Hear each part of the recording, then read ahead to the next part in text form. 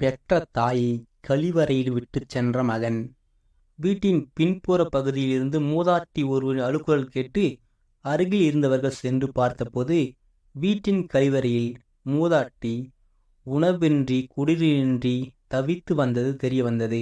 இது குறித்து மூதாட்டியிடம் விசாரித்த பொழுது கடந்த சில நாட்களாகவே கழிவறையில் தங்கப்பட்டதாக தெரிவித்தார்.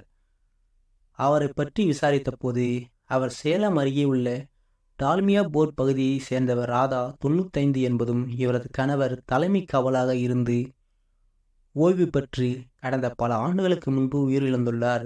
இவருக்கு 4 மகன்கள் இருந்த நிலையில் 2 மகன்கள் உயிரிழந்தனர். கடைசி மகனான மணி என்பவர் வீட்டில் இவர் வசித்து வந்ததாக கூறப்படுகிறது. மேலும் அக்கம் பக்கத்தினரிடம் விசாரித்த போது மணி டால்மியா போர்டில் உள்ள கனிம வளங்கள் துறையில் பணிபுரிந்து வருகிறார். மேலும் மூதாட்டிக்கு அரசின் சார்பில் பென்ஷன் தொகையும் வந்து கொண்டுள்ளதாக கூறப்படுகிறது. இந்நிலையில் மணி மற்றும் அவரது மனைவி மகன் ஆகியோருக்கு கொரோனா தொற்று ஏற்பட்டதாகவும் இதனால் கடந்த சில நாட்களுக்கு முன்பு குடும்பத்தினர் அனைவரும் தனியார் மருத்துவமனைக்கு சென்றதாகவும் கூறப்படுகிறது.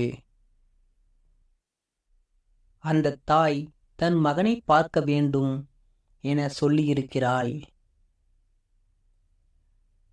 இதனைத் தொடர்ந்து அப்பகுதி மக்கள் மூதாட்டி ராதாவின் மகன்களை தொடர்பு கொண்டு தெரிவித்தபோது தனது தாய் இறந்தால் மாநகராட்சிக்கு தெரிவித்து விடுங்கள், அவர்கள் வந்து எடுத்துச் செல்லட்டும் என்று அலட்சியமாக பதில் கூறினர்.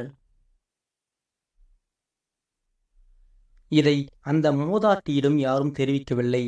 உங்கள் மகன்கள் வேலையாக இருப்பதாகவும் பின்னர் வந்து பார்ப்பதாகவும் கூறியதாக தெரிவித்தனர்.